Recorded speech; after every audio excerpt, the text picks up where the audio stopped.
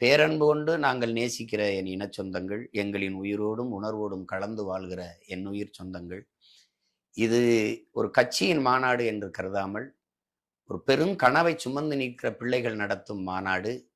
இது நம் இனத்தின் திருவிழா. நாம் எல்லோரும் கூட வேண்டும்.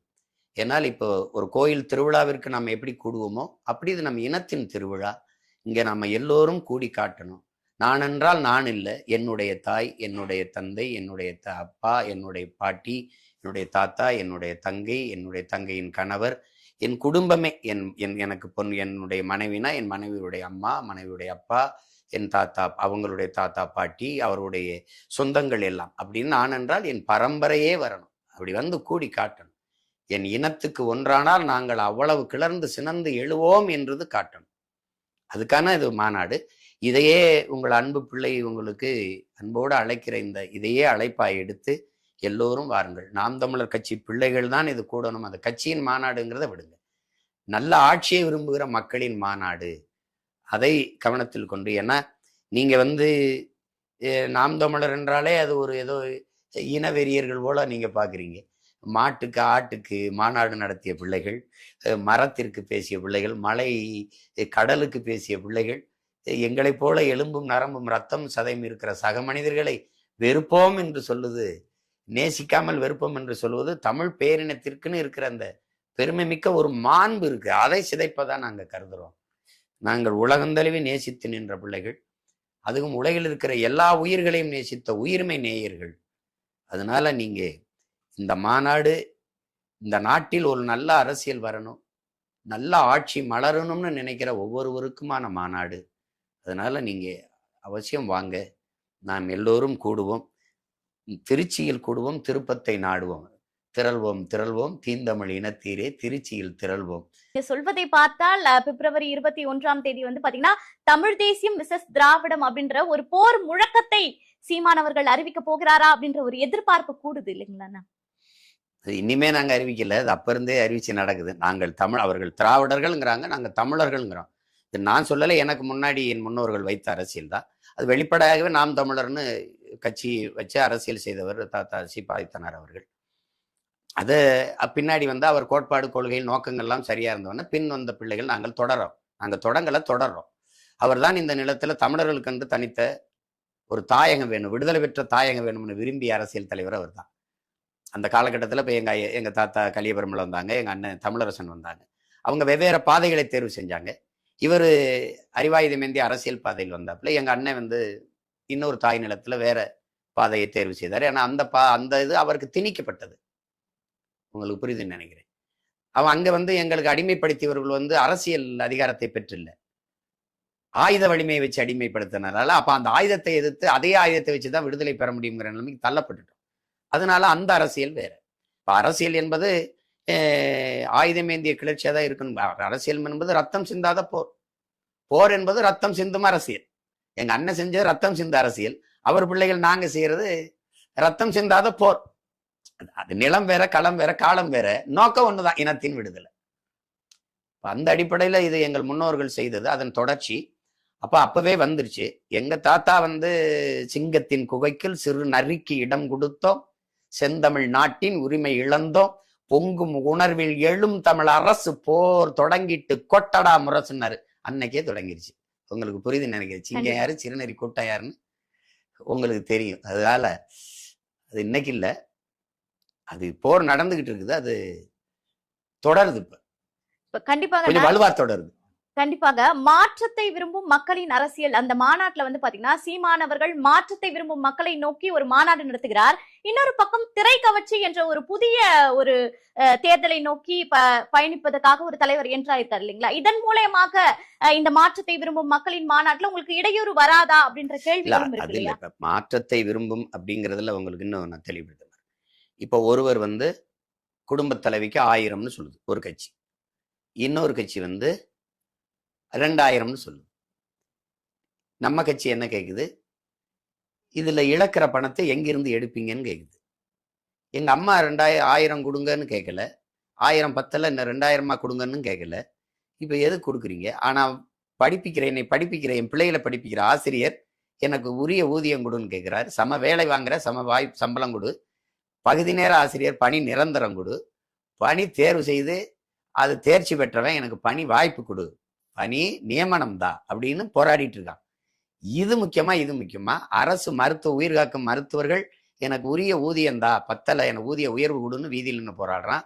செவிலிய பெண்கள், சேவை செய்கிற செவிலிய பெண்கள் இருக்காங்கல்ல, செவிலி தாய்கள், அவங்க வீதியில் நிற்கிறாங்க. நர்ஸ், அவங்கள நீங்க கவனிக்கல. விளைய வச்ச நெல்லை நீ கொள்முதல் செய்யாம வீதியில போட்டு முளைக்கி விட்டுட்டேன்னு விவசாயி வீதியில் நின்று வேர்வை சிந்தனமே கண்ணீர் சிந்திக்கிட்டு இருக்கான். அதை நீங்க கவனிக்கல. ஆனா இதுல இப்ப இந்த 1000 கொடுக்குறீங்க, இதுக்கு 9000 கோடிக்கு மேல போகுது. இதுல பல ஆயிரம் கோடிக்கு மேல போகுது. மொத்தமா இந்த மாதிரி கொடுக்கறதுலயே ஆண்டுக்கு 12000 கோடி போகுது. இப்ப இந்த பணத்தை எங்கிருந்து எடுப்பீங்க? இப்ப இந்த மாற்றுங்கிறது எது வருது? இது ரெண்டு, இது ஒண்ணு இந்த ஒரு கட்சி இது இப்படி சொல்லும், ஒரு கட்சி இப்படி சொல்லும். ஒரு கட்சி பெண்களுக்கு இலவச பஸ்ங்கிறோம், ஒரு கட்சி ரெண்டு ஆணுக்கும் பெண்ணுக்கும் இலவசம்ங்கும். இப்ப இந்த கட்சி ஒண்ணு கேக்குது, நாம் தமிழர்னு ஒரு கட்சி கேக்குது, இந்த ஓட்டுநருக்கு சம்பளம் எங்க இருந்து கொடுப்ப, இந்த நடத்துனருக்கு சம்பளம் எங்க இருந்து கொடுப்ப, இந்த பேருந்துக்கு எரிபொருளை எந்த காசுல நிரப்புவ, இந்த சீரமைக்கிற பணி எங்க செய்வ, புதிய பேருந்துல யார் காசுல வாங்குவ, இலவசம் நீ இலவசம்னே இந்த நாடங்களும் பேருந்தை ஓட்டினா ஏற்கனவே 1,00,000 கோடி இந்த போக்குவரத்து துறை கடன் இருக்கு. இதுல மொத்தமாவே இதை மூழ்கடிச்சுன்னு இந்த இலவசமா ஓட்டிகிட்டே இருந்தீங்கன்னா இது எங்க கொண்டு நிறுத்துவாயின்னு ஒரு கேள்வியை கேக்குது.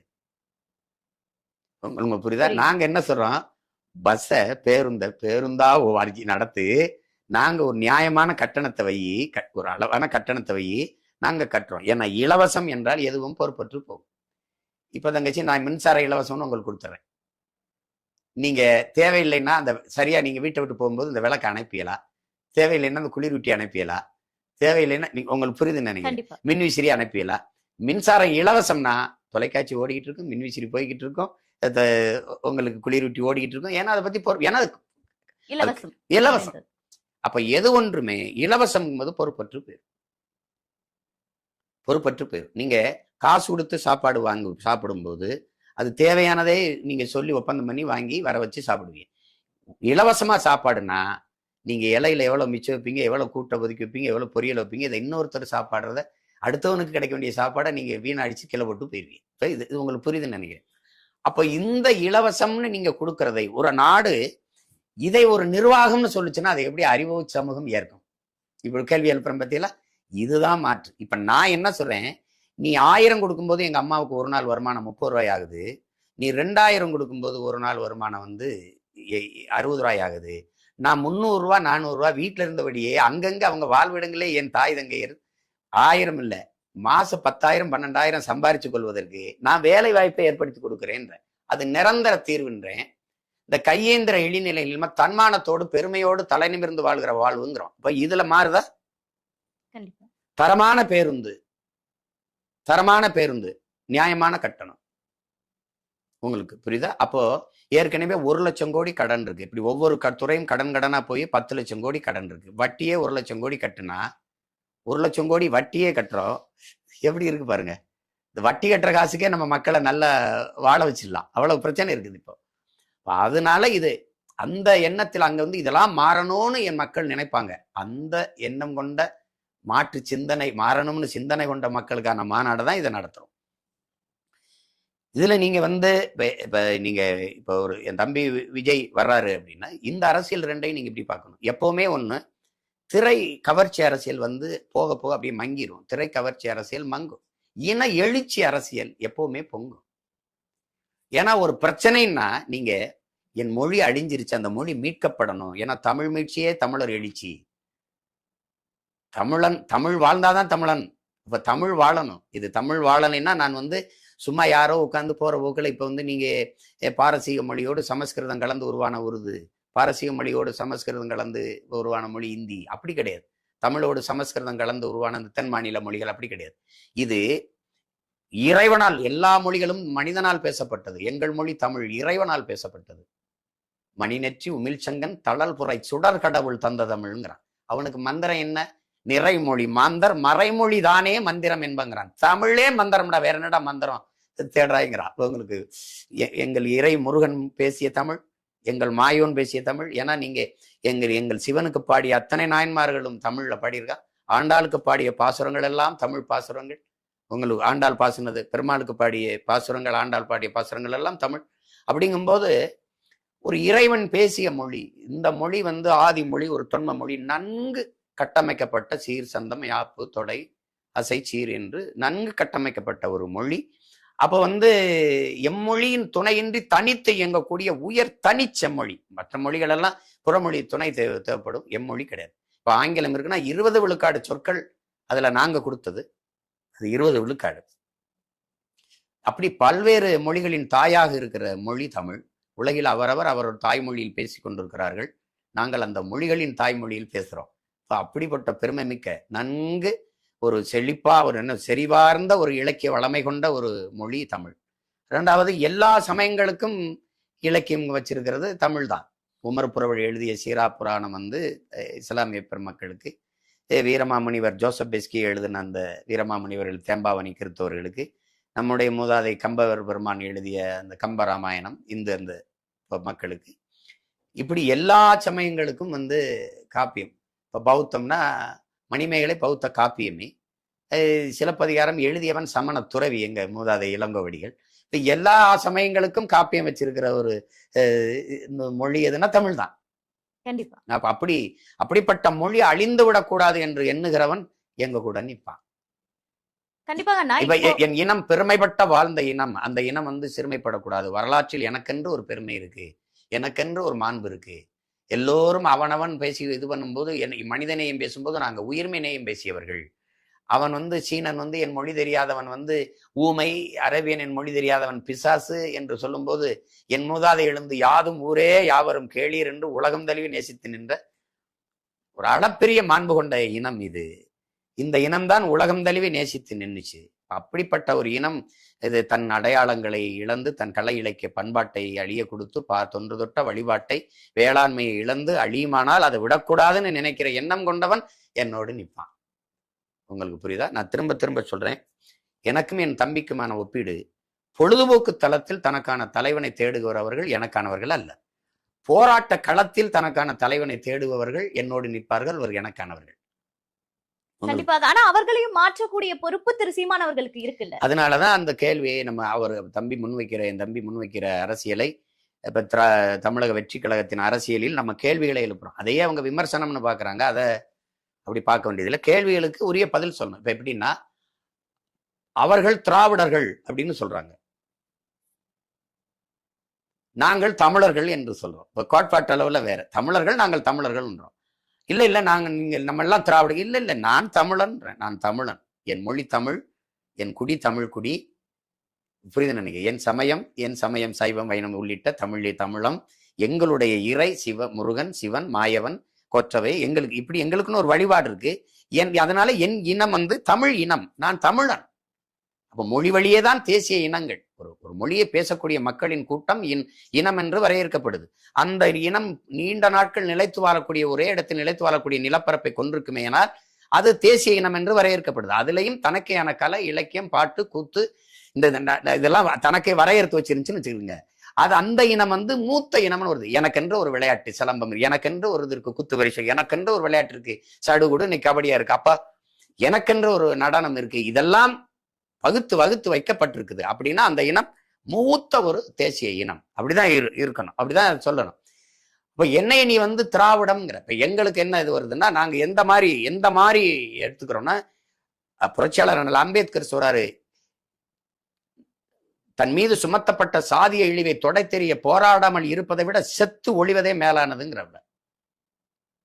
அது மாதிரி நான் என்ன நினைக்கிறேன், என் மீது சுமத்தப்பட்ட இந்த திராவிடம்ங்கிற இழிவை தொடை தெரிய போராடாமல் இருப்பதை விட செத்து ஒழிவதே மேலான. நான் ஏன் வந்து இந்தியன் ஒரு அடையாளம், எனக்கு எதுக்கு திராவிடங்கிற அடையாளம்? நான் தமிழன்.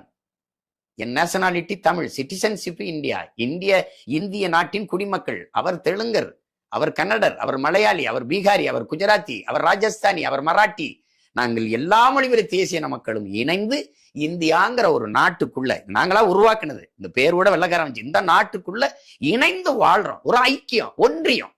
உங்களுக்கு அது யுனைடெட் ஸ்டேட் ஆஃப் அமெரிக்கா, அது யுனைடெட் கிங்டம், இது ஐரோப்பிய யூனியன், இது யுனைடெட் ஸ்டேட் ஆஃப் இந்தியா. அதை இது யூனியன் வச்சு விட்டான், இந்த ஸ்டேட்னு வைக்காம. புரியுதுன்னு நினைக்கிறவங்க. அப்ப அதனால இதுல வந்து இது நாங்க வந்து இந்த நாட்டின் குடிமக்கள். ஆனால் என்னுடைய அடையாளம், தேசிய அடையாளம், நான் தமிழன். இது தமிழ்நாடு. அப்ப அதுல இந்த புரிதல் இருக்கிறதுல நான் எங்க திராவிடன் நானே? திராவிடன்கிறது அவன் இருமொழி கொள்கைம்பா. நான் தமிழ் வாழணும்பா, அவன் ஒழியணும்பா. தமிழை ஒழிச்சாதான் அவன் தமிழன் இல்லாது போவான். தமிழனுக்கு இன உணர்வு இல்லாம போகும். இன உணர்வு இல்லைன்னா தான் தமிழன் அல்லாதவன் இங்க வசதியா வாழவும் ஆளவும் முடியுங்கிறது அவருடைய நோக்கம். ஒரு தமிழன், தன்மானமிக்க தமிழன் தன் தாயை கையேந்து விடுவான் 1000 ரூபாய்க்கு. வேட்டி சேலைங்கிறது ஒரு மானத்தை மறைச்சு கட்டிக்கிற வேட்டி சேலைங்கிறது அடிப்படை. மயிலுக்கு போர்வை போத்துன பேகனுடைய பேரனும் பேத்தியும் வேட்டிக்கும் சேலைக்கு இத்தனை நூற்று இவ்வளவு 1000 ஆண்டுகள் கழிச்சு விடுதலை பெற்ற இவ்வளவு இந்தியால இவ்வளவு வளம் இருக்கிற ஒரு தமிழ்நாட்டுல என் நிலத்துல இல்லாத நிலக்கரி இருக்கு, மீத்தேன் இருக்கு, இத்தின் எல்லாம் ஏன்றிருந்தா எடுத்துட்டு போறேன். இவ்வளவு காட்டு வளம், கனிம வளம் இருக்கு, நீர் வளம் இருக்கு, நில வளம் இருக்கு. இவ்வளவு வளம் இருக்கும் போதும் நான் 1000 ரூபாய்க்கு கையேந்திரேன், அரிசி பருப்பு கையேந்திரேன், பொங்கலுக்கு வேட்டி சேலைக்கு நிக்கிறேன்னா இது எந்த மாதிரியான ஒரு ஆட்சி முறை? அப்ப இது யாருடைய ஆட்சி? திராவிட ஆட்சி. திராவிடம் அப்படிங்கிறதுக்கு எல்லாம் பெரியாருங்கிறாங்க. நாங்கள் தமிழ் தேசியர்கள், என் இன முன்னோர்கள் எல்லாரும் பெரியாருங்கிறோம். உங்களுக்கு புரியுதா? உங்களுக்கு எல்லாமே பெரியாருங்கிறாங்க. என் இனத்தின் முன்னோர்கள் எல்லாருமே எங்களுக்கு பெரியார். அப்ப அதனால நீ பெரியாரும் இதை செய்தார்னு சொல்லுங்க. ஐயா ஈவேராவும் போராடினார், ஈவேராவும் பெண்ணி உரிமைக்கு பேசினார், ஈவேராவும் சாதி ஒழிப்பு தீண்டாமை கொடுமைக்கு பேசினார். அதை நாங்க எதிர்க்கல, ஏற்கிறோம். அவர் மட்டும்தான் செய்தார், அதை ஏற்கல, எதிர்க்கிறோம். ஏன்னா எங்கள் முன்னோர்கள் அதற்கு விட அரும்பாடுபட்டிருக்காங்க. அதனால இங்கே அவர் தமிழ் சனியன் ஒழுங்குங்கிறாரு. தமிழ் எங்கள் உயிர், எங்கள் உயிருக்கு நேருங்கிறான். அதுதானே இங்க முக்கியம். தமிழ் எங்களுக்கு உயிர். அது ஒரு தொடர்பு கருவி இல்லை. தமிழ் பேச்சு மொழி அல்ல, மூச்சு மொழி. மூச்சு மொழி. தமிழ் எனக்கு உயிர். அதுதான் எங்க தாத்தன் பாடுறான். தமிழுக்கு அமுதன்று பேர், அமுதுக்கும் அமுதன்று பேர், அமுதுக்கும் அமுதன்னு பேருக்கான், தமிழுக்கும் அமுதன்று பேர். ஏன் தமிழ் அமுது? தமிழ் தமிழ் தமிழ் தமிழ் தமிழ் தமிழ் தமிழ் தமிழ்னு வேகமா சொல்லி கொண்டு போனீங்கன்னா அமிழ்து அமிழ்துன்னு ஒலிக்கும். அமிழ் தமிழ் தமிழ் தமிழ்னு வேகமா சொல்லிக்கொண்டே வந்தீர்கள்ன்றா தமிழ் தமிழ் என்று ஒலிக்கும். அதனால தமிழுக்கும் அமுதென்று பேர். அந்த தமிழ், இன்ப தமிழ் எங்கள் உயிருக்கு நேருங்கிறப்ப. ஏன்னா அது உயிரா, எனக்கு உயிர். அது படிச்சா வேலை கிடைக்குமா, சோறு கிடைக்குமா? வேலையும் சோறும் அல்ல. அது என் உயிர், அது என் முகம், அது என் முகவரி, அது என் அடையாளம், அது என் ரத்தம், அது என் சதை, அது என் நரம்பு, அது என் உணர்வு. அதுதான் எல்லாம். அது என் கலை, அது என் இலக்கியம், அது என் பண்பாடு, அது என் வாழ்வியல், அது என் அரசியல், என் அறிவியல், அது என் வரலாறு. இது எல்லாமே எனக்கு என் மொழி தான். அதை விட்டுட்டு அப்படி என் மொழியை சிதைக்கும். நீங்க இன்னைக்கு தமிழகத்தின் தமிழ் தெருவில் தமிழ் அப்படிங்கிற ஒரு முழக்கத்தை வச்சு எங்கேயாவது தமிழ் இருக்கா? மணக்க வரும் தென்றிலே குளிராயில்லை, தோப்பில் நிழலாயில்லை, தனிப்பெரிதாம் துன்பம் இது தமிழகத்தின் தமிழ் தெருவில் தமிழ்தான் இல்லை என்று வருந்தி பாடிட்டு போனாரு எங்க புரட்சி பாவலர் பாவேந்தர். எங்க இருக்கு தமிழ்? ஸ்ட்ரீட் இருக்கு, தெரு இல்லை. எக்ஸ்டென்ஷன் இருக்கு, விரிவு இல்லை. செக்டர் இருக்கு, பிரிவு இல்லை. நிலச்சாலை இல்லை, அவென்யூ இருக்கு. நீங்க சென்னையில போய் பாருங்க, நம்ம இருக்கு தமிழ்ல, கீழே சென்னைன்னு ஆங்கில இடத்துல எழுதியிருக்கு. அப்ப இது என்னது? தங்கிலீஷ். தமிழோட ஆங்கிலம் கலந்து, தமிழோட ஆங்கிலம் கலந்து தமிங்கிலமா தங்கிலீஷா பேசிட்டு இருக்கோம். ஏற்கனவே தமிழோட சமஸ்கிருதம் கலந்து 1800 ஆண்டுக்கு முன்னாடி கன்னடம்னு ஒரு மொழி பிறந்து போகுது. அப்புறம் 1600 தெலுங்கு போகுது. சாப்பிட்டீங்களா நீங்க? பொஞ்சஸ்திரா மீறு அப்படின்னு போயிட்டான். நாங்க வணக்கம்னா அவன் நமஸ்காரம்ட்டான். உங்களுக்கு புரியுதுன்னு நினைக்கிறேன். இப்ப அதுக்கு பின்னாடி, ரொம்ப பின்னாடி 15ஆம் நூற்றாண்டுல தான் மலையாளம் பிறகுது. அப்புறம் துளு வருது. 15ஆம் நூற்றாண்டுக்கு முன்னாடி மலையாளம்ங்கிற மொழி எது? சேர சோழ பாண்டியன்லாம் மூத்த பாட்டன் யாரு? சேரன். சேரப்பாட்டன் நிலப்பரப்பு எது? சேரப்பாட்ட மக்கள் யாரு? இன்னைக்கு மலையாளியா நிக்கிறான். உங்களுக்கு புரியுது? தமிழோடு சமஸ்கிருதம் கலந்து. நாங்க சாதம்ங்கிறோம் சமஸ்கிருத சொல்லு, இல்லைன்னா இங்கிலீஷ்ல ரைஸும்போம். அவன் சோறுங்கிறான். புரியுதா? நாங்க மகளேங்கிறான், அவன் மோளைங்கிறான். நாங்க மகனேங்கிறான், அவன் மோனேங்கிறான். நாங்க அப்பாங்கிறான், அவன் அச்சாங்கிறான். நாங்க வாட்டர் ஃபால்ஸ், நீர்வீழ்ச்சி, வாட்டர் ஃபால்ஸுங்கிற ஆங்கில சொல்ல அப்படியே மொழிபெயர்த்து நீர்வீழ்ச்சிங்கிறோம். அவன் தூய தமிழ் சொல்ல அருவிதான், இன்னும் அருவின்னு தான் பயன்படுத்துவான். கதையிடாம்பா. கதைன்னா பேசு, உங்களுக்கு கதை. உங்களுக்கு பறையடான்னா உங்களுக்கு பறையடான்னா சொல்லு. இப்ப நாங்க பறையடான்னு சொல்றது இல்ல. ஸ்பீக் இப்படிதானே பேசிட்டு இருக்கான். இப்ப இந்த மாதிரி ஒரு சரிபாதி இல்லை. ஒரு 90 விழுக்காடு ஆங்கிலம் கலந்து. இப்ப உதாரணங்களுக்கு பேசி காட்டுறேன் பாருங்க. இதுல எது தமிழ் எது ஆங்கிலம்னு கண்டுபிடிங்க. இப்ப நீங்க பேசும்போது திஸ் பிலிம்ல சாங்ஸும் ஃபைட்ஸும் டான்ஸும் ஃபேண்டாஸ்டிக்கா வந்திருக்கு. இதுல எவ்வளவு தமிழ் இருக்கு? 2ஆம் மச்சான் ஃபீல் பண்ற, ஓவரா டென்ஷனா கேடாதல, எல்லாம் கரெக்ட் ஆயிரும்டா. இது எப்படி இருக்கு? தமிழ் மாதிரி தான் பேசிட்டு இருக்காங்க. 2ஆம் மச்சான் டிஃபன் சாப்பிட்டியா? ஒரு டீ சாப்பிடுவோமா? இந்த டிஃபனு ரன்னிங் ஓடுவோமா? அதாவது டோர் கதவை மூடு, அது இப்படிதானே இருக்குது. இது ஒரு இயக்கி எடுங்கிறதுல ரிமோட்டு, அந்த சுவிட்சை போடு, டிவியை போடு, எல்லாத்தையும் போட்டு தமிழை தூக்கி குப்பையில போடு, இப்படி ஆயிடுச்சு. இப்ப என்னன்னா இங்க நீங்க பேசும்போது பாருங்க, ஸோ ஆக்சுவலி பட் இப்படிதான் பேசுவாங்க. அந்த வார்த்தைகளை போடாம அடுத்த வார்த்தை வராது. நீங்க தமிழர்கள் பேசும்போது பாருங்க, என்ன பேசுறோம்னே தெரியாம பேசுவாங்க. இறைமகன் இயேசு, தந்தையே இவர்களை மன்னிச்சிருங்க, அவன் என்ன செய்யறனே தெரியாம செஞ்சுக்கிட்டு இருக்காங்கன்னா அவர் அடிச்சு கொல்லும் போது அவர் சொல்றாப்ல, அது மாதிரி என் மக்கள் என்ன செய்யறனே தெரியாம செஞ்சுட்டான். தன் தாய்மொழிய உலகத்துல அழிச்ச ஒரே இனம் வந்து தமிழ் இனம் தான். அவனே அழிச்சிட்டான், அது அழியுதுன்னே தெரியாம அழிச்சிட்டான். இப்ப அந்த நிலையில நாங்கள் வந்து எங்க முன்னோர்கள், எங்க தாத்தா தேவனைய பாவாணர் சொல்றாரு, தமிழ் மீட்சியே தமிழர் எழுச்சிங்கிறவங்க. தமிழ் மீட்சி வரணும்னா தமிழன் ஆட்சி வரணும். இவ்வளவு போராடி கொண்டிருக்க போது இவ்வளவு பிரச்சனை இருக்கு. நீங்க எங்களை இவர்கள் இலவசம், போனஸ், சலுகை, மானியம் கொடுத்து வீழ்த்துவார்கள் திராவிடர்கள். நாங்கள் இது பெற வேண்டிய ஏழ்மை வறுமையின் இல்லாம என் மக்களின் வாழ்க்கை தரத்தை உயர்த்தணும்னு நினைப்போம். இது தமிழ் தேசியம். உங்களுக்கு புரியுது நினைக்கிறேன். மொழி கொள்கையில அவர்கள் தமிழ் ஆங்கிலம் பாங்க, இருமொழி கொள்கை, அது ஏமாற்றும்போம். இந்தியர்கள் மும்மொழி கொள்கைம்பாங்க, இந்தியும் வரணும்பாங்க. அப்படி பார்த்தா சமஸ்கிருதம் வரணும்பாங்க. அது வந்து மும்மொழி கொள்கை, மோசடி கொள்கைம்பா தமிழ் தேசியர்கள்.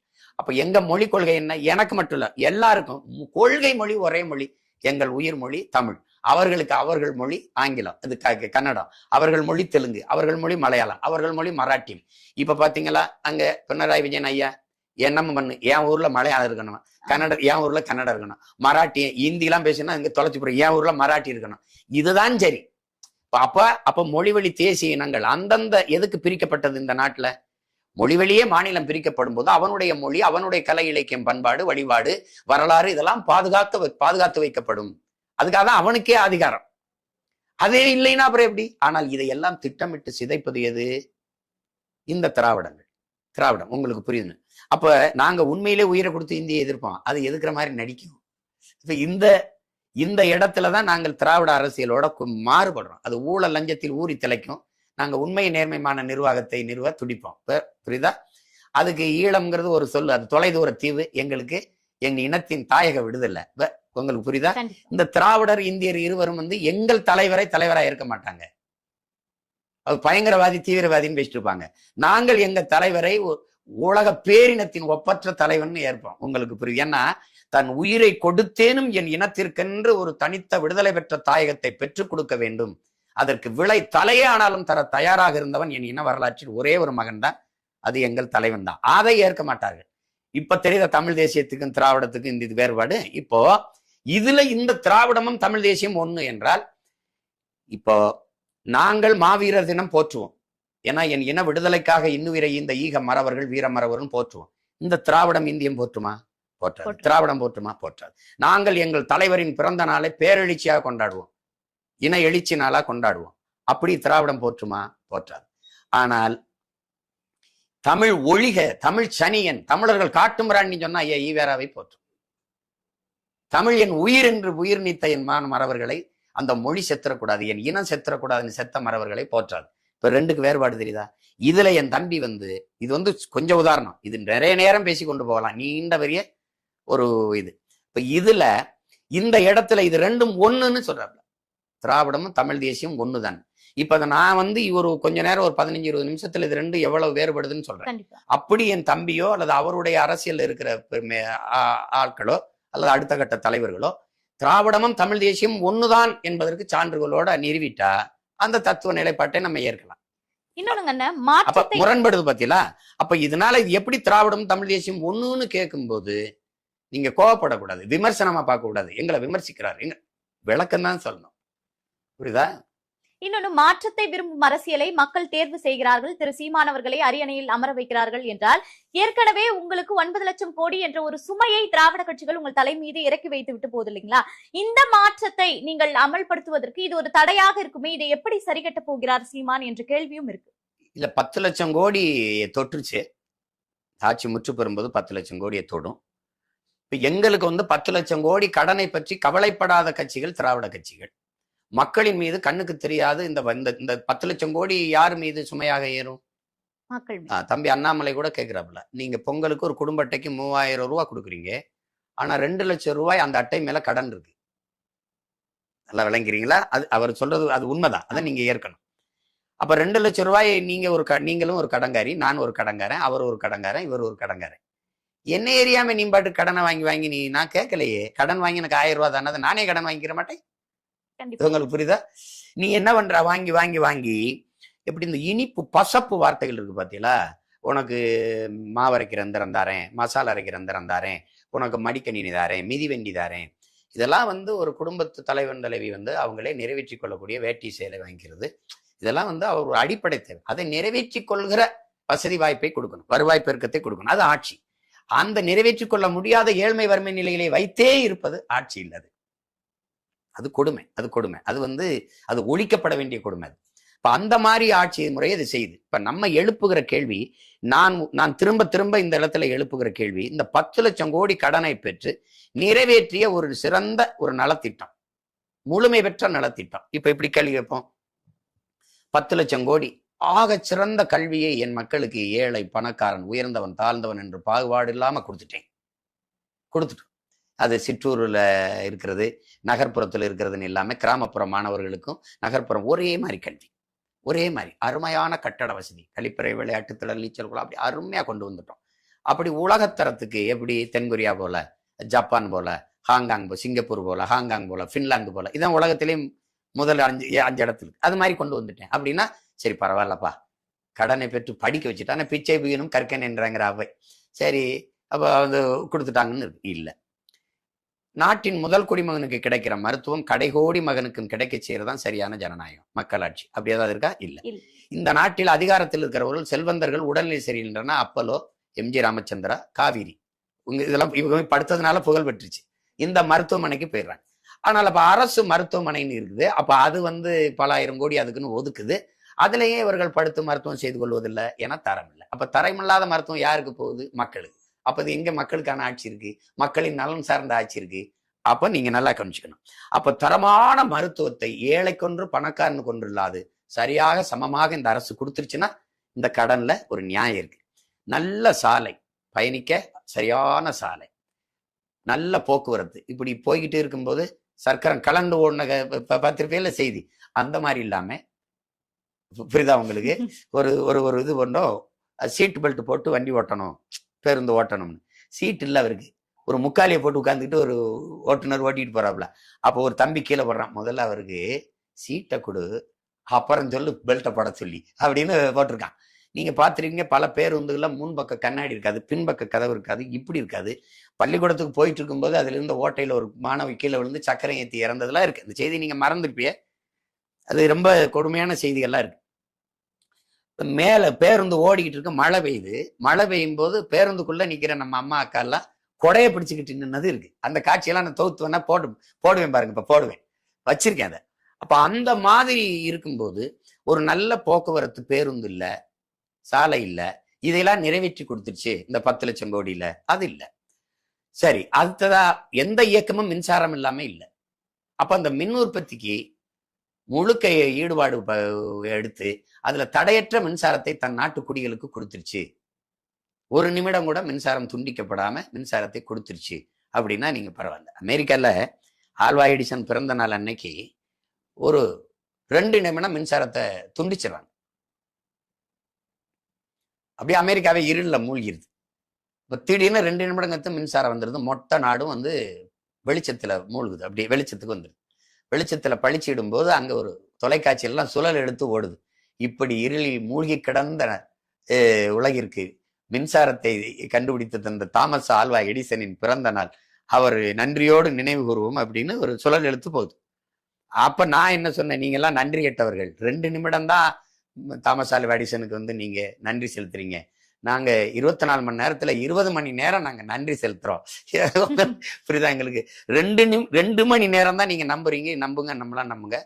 அம்மையார் ஜெயலலிதா ஆட்சியில எங்க ஊருக்கெல்லாம் மின்சாரம் 2 மணி நேரம் தான், சிற்றூர்களுக்கு. இதுல இலவச மின்சாரம்னு நீங்க வேளாண்மைக்கு கொடுத்தீங்க. நல்லா கவனிச்சுக்கிறீங்க. எங்க அப்பா மோட்டர் கோட்டையில படுத்திருக்கிறாருன்னு வச்சுக்கிறீங்க. இப்ப மின்சாரம் வந்துருச்சு, 2 மணி நேரம் தான். போட்டு கடன்னு ஓடி போய் அது வயல்ல போய் கொஞ்சம் தூரம் ஓடினோன்னா நின்றும், 2 மணி நேரம் நின்றும். அப்புறம் அடுத்த நாள் தான் 2 மணி நேரம் வரும். இப்படி நான் கூட சொன்னேன், அவங்க 2 விரலை காட்டினது நீங்க ரெட்டலைன்னு நினைச்சிட்டீங்க, 2 மணி நேரம் தான் மின்சாரம்னு சொல்லியிருக்காங்க, நம்ம தான் தவறா புரிஞ்சுக்கிட்டோம். அப்போ தடையற்ற மின்சாரம் கொடுக்கறதுக்கு இந்த நாடு முயற்சிக்கல. அதுல இந்த சுமை பாருங்க, ஒரு பக்கம் இலவச மின்சாரம் இருக்குது, ஒரு பக்கம் சகிக்க முடியாத மின் கட்டணத்தை, தாங்க முடியாத மின் கட்டணத்தை உயர்த்தும். அப்ப இந்த மாதிரி தடையற்ற மின்சாரத்தை உற்பத்தி செய்து தன் நாட்டு குடிகளுக்கு அது பகிர்ந்து அளிக்குது அப்படின்னா அது அந்த கடன் சுமையை இப்ப லட்சக்கணக்கு 1.5 லட்சம் கோடிக்கு மேல போயிருச்சு மின்துறையில, அதை நம்ம ஏற்கலாம். இப்படி எதையுமே நிறைவேற்றாம 10 லட்சம் கோடி என்ன வந்தது? இதுல எந்த அடிப்படை இருக்குல்ல, கல்வி, மருத்துவம் அல்லது உயிர் தேவையா இருக்க குடிநீர் விநியோகம், அதையாவது அரசு தூய குடிநீரை மக்களுக்கு கொடுத்துருக்கா பாத்திருக்கீங்களா? இல்ல. அப்ப என்ன கொடுத்துருக்கு? இல்ல படித்தவர்களுக்கெல்லாம் வேலை வாய்ப்பை பெருக்கி கொடுத்து எதுவுமே கிடையாது, எதுவுமே கிடையாது. எல்லாருமே ஊதிய உயர்வு கேட்டு நிக்கிறான், தூய்மை பள்ளி பணியாளர் நிக்கிறான், செவிலிய பெண்கள் நிக்கிறாங்க. ஒரு வேளாண் குடிமக்கள் விளை வச்ச நெல்லை ஒரு சேமிப்பு கிடங்கு கட்டி அதை வாங்கி கொள்முதல் செஞ்சு சேமிக்க முடியுமா? முடியாதா? ஆனா நீங்க டாஸ்மார்க் சரக்கை எப்படி குளிரூட்டப்பட்ட அறையில அவ்வளவு அழகா அடுக்கி வச்சு அதுக்கு சிசிடிவி கண்காணிப்பு கருவி, சிசிடிவி கேமரா வச்சு 2 காவலர்களை காவலுக்கு போட்டு காவல் காக்குறீங்க. ஆனா உயிர் குடிக்காம இருக்க முடியுமே, இந்த சோறு உணவு இல்லாம எப்படி இருக்க முடியும்? ஆனா அந்த உணவுப் பொருளை நீ வீதியில போட்டு முளைக்க வச்சு நாசமாக்குறியே, இந்த ஆட்சி முறை எப்படி எடுத்துக்கிறது? அப்ப இந்த இடத்துல இந்த 10 லட்சம் கோடியை நீங்க என்ன செய்தீர்கள் என்று வெள்ளை அறிக்கை இந்த ஆட்சியாளர்கள் எதுல முதலீடு செய்தீர்கள், எதுல செலவு செய்தீர்கள் என்று சொல்ல முடியுமானா சொல்ல முடியாது. அப்ப நீங்க எப்படி நீங்க 10 லட்சம் கோடியை திருப்பி கட்டுவீங்க அப்படின்னா, ஏற்கனவே ஆட்சியில இருந்தவர்கள் அதிகாரத்தில் இருந்த ஒரு பட்டியல் நம்மகிட்ட வந்துருது, புரியுதா? இவர்கள் எவ்வளவு லட்சங்கள், ஆயிரங்கள், கோடிகள் கொள்ளையடிச்சு வச்சிருக்காங்கிறது நமக்கு தெரிய வந்துருது. அப்போ எங்க போச்சோ இந்த பணம், அங்கிருந்து எடுத்து கட்டிட வேண்டியதான். உங்களுக்கு புரியுதா? புரியுது. என்ன தம்பி, நீங்க எங்க வச்சிருக்க, யார்கிட்ட இருக்கா அவன் எடுத்து கொடுக்க வேண்டியதுதான். இப்ப நான் கேட்ட எதையுமே நீ செய்யல, அப்ப இந்த பணத்தை வாங்கி என் மக்களுக்கு எதையுமே செய்யல. நீ 1000 கொடுத்த, இப்போ 6800 கோடி இந்த பொங்கலுக்கு கொடுத்த 2 கோடி அட்டைக்கு கொடுத்த 3000 ரூபாயில 6800 கோடி செலவாகுது. இந்த 6000 கோடி ஏற்கனவே 10 லட்சம் கோடியை தொடர கடன் இருக்கும்போது இந்த 6800 கோடி எங்கிருந்து வருது? அப்ப எப்படியாவது ஆட்சிக்கு வந்துருவோம், அதுக்கப்புறம் நாடு நாசமான நமக்கு என்ன அப்படி நினைக்கிறதான் பேராபத்து. அதனால ஏற்கனவே ஆட்சியில இருந்தவங்க கொள்ளையடிச்சு வச்சு திருடி வச்சிருக்க காசை எடுத்து கட்டிட்டு போயிட வேண்டியதுதான். வேற மக்களின் மீது வரியை சுமத்தி அந்த காசை வட்டி கட்டுறது சரியா வராது. திரு சீமான் அவர்கள் இந்த மக்களின் மாநாட்டுல என்ன மாதிரியான அறிவிப்புகளை செய்ய போறார் அப்படின்ற ஒரு எதிர்பார்ப்புகள் இருக்கு. குறிப்பாக வேட்பாளர்கள் அறிவிப்பீங்களா, இன்னொன்னு நான் ஆட்சிக்கு வந்தால் என்ன செய்வேன் அப்படின்றதை திரையிட்டு காட்டுவேன்னு ஒரு பத்திரிகையாளர் சந்திப்புல சொல்லிருக்கீங்க. அது இந்த மாநாட்டுல சாத்தியமா அப்படின்ற ஒரு கேள்வியும் இருக்கு. இல்ல, மாநாட்டுல வேட்பாளர்களை அறிமுகம் செய்யறதுக்கே 1.5 மணி நேரத்துக்கு மேல போயிடும், 2 மணி நேரத்துக்கு ஆயிரும். அதுக்கப்புறம் அதுக்கு பெரிய மற்ற கட்சிகள் போல வாழ்க ஒழிக புகழ்ந்து அதெல்லாம் இல்லை. வேட்பாளரே அறிமுகப்படுத்துவோம். எங்களுடைய அரசியல் எதற்காக நாங்க வந்தோம், ஏன் வந்தோம். நாம் தமிழர் கட்சியின் மாநாடு அல்ல, நல்ல ஆட்சியை விரும்புகிற மக்களின் மாநாடு. சொல்ல போனால் இது ஒட்டுமொத்த இந்த நாட்டின் குடிகளுக்கான மாநாடு. நல்ல ஆட்சி வரணும். இது இஸ்லாமியர்களுக்கு பாதுகாப்பு, கிறிஸ்தவர்களுக்கு பாதுகாப்பு, இந்துக்களுக்கு பாதுகாப்பு, அவர்களுக்கு இதெல்லாம் கிடையாது. இங்கே நாட்டை ஒட்டுமொத்த நாட்டுக்குமான பாதுகாப்புல தான் இந்த நாட்டு குடிகளுக்கான பாதுகாப்பு இருக்கு. அதுல சிறுபான்மை மக்களுக்குன்னு ஒரு பாதுகாப்புன்னு பேசுவாங்க, அப்புறம் இவருக்கு பாதுகாப்புன்னு பேச, ஒட்டுமொத்தமான நாட்டு பாதுகாப்பு தான் நாட்டு மக்களுக்கு பாதுகாப்பு. அந்த மக்களுக்கான பாதுகாப்புல தான் எல்லாம் இருக்குது. அப்ப அது காடு, மலை, ஆறு, அருவி, மரம், செடி, கொடி எல்லாவற்றுக்குமான மாநாடு. ஏன்னா அரசியல் என்பது, எங்க அரசியல் எல்லா உயிர்களுக்கும், கட்சி எல்லா மக்களுக்கும், தலைமை அதிகாரம் எப்போதும் தமிழர்களுக்கு. ஏன்னா அது இந்த ஒரு நிலம்தான் இருக்கு. நான் திரும்ப திரும்ப சொல்லிட்டேன். நல்லாண்மை என்பது ஒருவருக்கு தான் பிறந்த இல்லாண்மையாக்கி கொள்ளல் என்று வள்ளுவ பெருமகனார் எங்கள் மறையில சொல்றாங்க. அதுல வீட்டையும் நாட்டையும் நீயே ஆள்ற மாதிரி பார்த்துக்காதான் நல்ல ஆண்மகனுக்கு அழகுங்கிறாரு. அதை தான் நாங்க செய்ய துடிக்கிறோம். இப்போ எங்க ஆட்சியில இப்ப நாங்க என்ன கேட்போம், திராவிட கட்சிகள் மாறி மாறி ஆண்டுருச்சு. என் அன்பு சொந்தங்கள்கிட்ட கேட்போம், இந்த திமுகவும் அதிமுகவும் வெவ்வேறு கட்சியான்னு கேட்போம். 2 பேருக்கு ஏதாவது கொள்கையில மாறுபாடு இருக்கா? இது வெறும் திமுகன்னு இருக்குது, அனைத்து இந்திய அண்ணா அப்படின்னு இருக்கா. அது 2 கொஞ்சம் பேர் பெருசா இருக்கு. இங்க கருப்பு சிவப்பு கொடியில அங்க அண்ணா இருப்பாங்க கூடுதல். இதை தவிர வேற என்ன மாறுதல் இருக்கு? ரெண்டும் ஒரே கட்சி தான். அதுல உங்களுக்கு சந்தேகம் இருந்தா, இப்ப இன்னைக்கு திமுக அமைச்சரவையில் இருக்கிற அமைச்சர்கள்ல எண்ணிட்டு வாங்க. ஐயா ரகுபதி அதிமுகல இருந்து வந்தவர், ஐயா KKSSR அதிமுகல இருந்து வந்தவர், ஐயா கண்ணப்பன் அவர்கள் அதிமுகல இருந்து வந்தவர், ஐயா ஏவா வேலு அதிமுகல இருந்து வந்தவர், அன்பு தம்பி செந்தில் பாலாஜி அவர்கள் அதிமுகல இருந்து வந்தவர். இவ்வளவுதானே, இன்னும் விட்டுட்டேன்னா ஐயா சேகர் பாபு அறநிலையத்துறை அமைச்சர் அருமை ஐயா வந்து அதிமுகல இருந்து வந்தவர், ஐயா முத்துச்சாமி அவர்கள் அதிமுகல இருந்து வந்தவர். எத்தனை அமைச்சர் சொல்லியிருக்கேன்? ஒரு 10 கிட்ட சொல்லியிருப்பேனா? இப்போ 20-22 அமைச்சர்கள்ல பாதிக்கு வந்து அதிமுக அமைச்சர்கள். அப்ப இது 2 வெவ்வேறு கட்சின்னு என் மக்கள் நினைச்சா இது ஏமாற்றா இல்லையா? இப்ப கூட எங்க ஐயா வைத்திலிங்க ஐயா வந்து இந்த கட்சியில சேரும்போது தாய் கழகத்துக்கு திரும்பிட்டேங்கிறவள. தாய் கழகம் அது சேய் கழகம்னா, தாயை போல பிள்ளை நூலை போல சேலைங்கிறான். தாயே திருட்டு கூட்டமா இருந்தா அப்புறம் சேய் மட்டும் இப்படி நல்ல நேர்மையான கூட்டமா இருக்குமா? அதுவும் அப்படித்தான் இருக்கும். அப்ப 2 வெவ்வேறு கட்சி இல்லை. ஆனால் என் மக்கள் நம்புறாங்க இது இது இது இது இதுக்கு ஏதோ மாற்றுன்னு, இதுக்கு ஏதோ மாற்றுன்னு. அப்ப நாங்க என்ன கேட்போம்? இவங்க கட்சியில டாஸ்மார்க் இருக்கு, இவங்க ஆட்சியில. அவங்க ஆட்சியில மூடப்படுமா? மூடப்படாது. இவங்க ஊழல் லஞ்சம் இருக்கு, இங்க அது ஊழல் லஞ்சம் இல்லாம இருக்குமா? இருக்கும். இவங்க எந்த ஒரு வேலைக்கும் கமிஷன் கேட்பாங்க, இவங்க கேட்பாங்களா கேட்க மாட்டாங்களா? கேட்பாங்க. ஒரு பணி நியமனமோ பணியிட மாற்றமோ பணி உயர்வோ எல்லாம் பணம். அது இவங்கள கொலை கொள்ளை இருக்கு, இங்க இருக்காதா? இருக்கும். இங்க பாலியல் வன்கொடுமை இருக்கு, அது இருக்குமானா இங்கேயும் இருக்கும், இங்கேயும் இருக்கும். அங்க மலையை வெட்டி குவாரின்னு ஏத்துவாங்க, மலையை எம்சாண்டுன்னு ஒண்ணு கொண்டு வந்ததே அம்மையார் ஜெயலலிதா தான். அது இருக்குமானா இருக்கும். ஆத்து மணலை அள்ளுவாங்களா? ஏற்கனவே மாறி மாறி அள்ளி தின்னு முடிச்சிட்டாங்க. ஆனா அள்ளுவாங்கன்னா 2 பேரும் அள்ளுவாங்க. அப்ப எந்த இடத்துல மாறுவாங்க? இவங்க இலவசத்தை அறிவிப்பாங்க, அவங்க இலவசத்தை நிறுத்திட்டு இலவசம் பெறக்கூடிய நிலைமையில் இல்லாம மக்களின் வாழ்க்கை தரத்தை உயர்த்துவாங்க. அப்படி ஏதாவது இருக்கா? இருக்குமா? இருக்காது. 2 இருக்காது. இவங்க வந்தா வீடு கட்டி தருவாங்க, 20 வந்தா வீடு கட்டி தருவாங்க. 5 வருஷத்துல நினைச்சிருந்தா கட்டி முடிச்சிருக்க முடியாதா? ஒவ்வொரு 5 வருஷமும் தான் நாங்க வந்தா வீடு கட்டி தருவோம், நாங்க வந்தா வீடு கட்டி தருவோம், நாங்க வந்தா வீடு கட்டி தருவோம். எப்பதான் கட்டி முடிப்பீங்க? அப்ப இந்த வெற்று பசப்பு இனிப்பு வார்த்தைகள்ல ஏமாத்துறதுல 2 பேரும் ஒண்ணுதான். 2 கட்சி ஆட்சி முறையும் ஒண்ணுதான். ஆள் மாறும். இப்ப நீங்க ஐயா ஸ்டாலினை இறக்கிட்டா ஐயா எடப்பாடியை கொண்டாந்தீங்கன்னா இவர் இறங்கி இவர் வருவார். ஆட்சி முறை மாறுமா? ஆட்சி முறையை மாத்தணும். அதுக்கு வழி இந்த மண்ணையும் மக்களையும் பேரன்பு கொண்டு காதலிக்கிற இந்த பிள்ளைகள் அதிகாரத்துக்கு போகணும். அதுதான் நாங்க கேட்கிறோம். அதனாலதான் குடும்பம் குடும்பமாய் கூடுவோம், கொடிய அரசியலை மூடுவோம். இது கொள்கை மறவர்களின் கூட்டம், கொள்ளையர்கள் எடுக்க வேண்டும் கூட்டம் ஓட்டம். இது மாற்றத்தை விரும்பும் மக்களின் மாநாடு. மாற்றம் என்பது சொல்லல்ல செயல். மாறுவோம் மாற்றுவோம் அப்படின்னு நாங்க சொல்றது காரணம் தான். கண்டிப்பாக உலக தமிழர்கள் இந்த மாநாட்டுக்கு என்ன மாதிரியான முன்னெடுப்புகளை எடுக்கணும்னா வரணும். இப்ப எங்களுக்கு இப்ப என்னால எனக்கு கடவுச்சீட்டு முடக்கப்பட்டதுனால இப்ப நீதிமன்றம் கொடுன்னு சொல்லி இந்த அரசு கொடுக்கல. இப்ப அதுக்கு சண்டை போட எனக்கு நேரம் இல்லை, போர் தொடங்கிருச்சு. இப்ப நான் அந்த நாடுகள்ல பயணம் பண்ணி என் மக்களை சந்திச்சு பண்ண முடியாது. இப்ப தமிழ் பேரின மக்கள் ஒரு இடத்துல பெரும் எண்ணிக்கையில் கூடக்கூடிய வாய்ப்பு உலகத்துல தமிழ்நாட்டுல தான் இருக்கு. இன்னொரு தாய்நிலை இருந்துச்சு, அது இப்ப எங்க கிட்ட அந்த அரசியல் அதிகாரமோ வலிமையோ இல்லை. இந்த இடத்துல மொத்தமா நாங்க கூட முடியாது.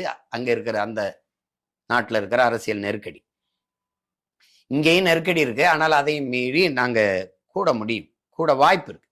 அப்படி கூடணும்னா உலகம் முழுக்க இருக்கிற வாய்ப்பு இருக்கிற தமிழ் சொந்தங்கள், என் இன உறவுகள், என் உடன் பிறந்தார்கள், அந்த பேரன்பு மிக்க எனது பெற்றோர்கள் பயணித்து வரணும். அதான் முன்னாடியே அறிவிச்சோம், February 21. நிறைய பேர் வருவாங்க, நிறைய பேருக்கு உடனடியா உள்நுழைவு அனுமதி கிடைக்க கஷ்டம். அதனால அங்கிருந்து நீங்க வாழ்த்துங்க, வர முடிஞ்சவங்க வாங்க, பங்கேற்றுங்க மாநாட்டில்.